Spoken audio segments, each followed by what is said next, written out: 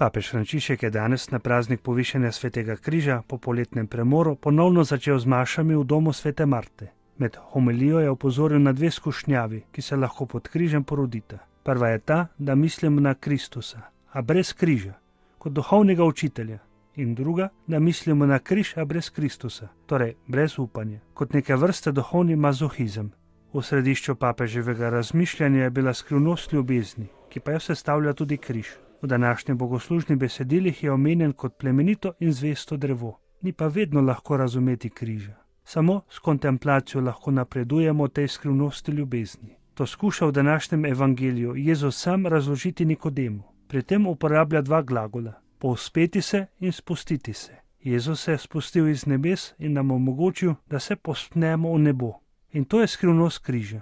V prvem berilu sveti Pavel, ko to razlaga, pravi, da je Jezus ponižal samega sebe in postal pokoren vse do smrti na križu. Questa è la discesa di Gesù, fino al basso, all'umiliazione, svuotò se stesso per amore. To je namreč Jezusov spust. Vse do dna, do ponižanja, je iz ljubezni izpraznil samega sebe in zato ga je Bog povišal in mu dal, da se je povzpel.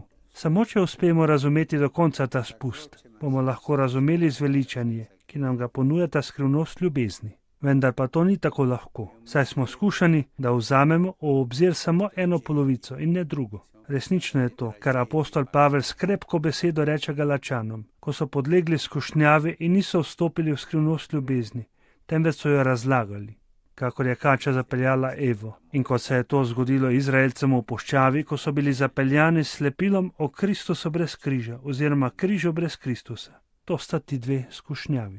Prva je namreč Kristus brez križa, torej narediti si ga kot duhovnega učitelja, ki te mirno vodi naprej. Un Cristo senza croce che non è il Signore. Kristusa brez križa, ki pa ni Gospod, je samo učitelj in nič več. Morda je bil takšen ta, ki ga je nevede iskal Nikodem. To je ena od skušnjav. Da, Jezus kot dobri učitelj, a brez križa. Kdo vas je s to podobo očaral, se je razjezil Pavel. Predstavljen jim je bil Kristus, a brez križa. Druga skušnjava pa je križ brez Kristusa, torej tesnoba, da smo ostali dol, ponižani, s težo greha brez upanja. To je neke vrste duhovni mazohizem. Samo križ, a brez upanja in brez Kristusa. Toda križ brez Kristusa bi bil misterij tragedije, kot so bile poganske tragedije. Toda križ je skrivnost ljubezni, saj križ je zvest, je plemenit. Danes si lahko vzamemo kakšno minuto, da si postavimo vprašanje. Zame je križani Kristus skrivnost ljubezni, hočem za Jezusom brez križa, kot za duhovnim učiteljem, ki me napolnjuje s tolažbo in dobrimi nasveti.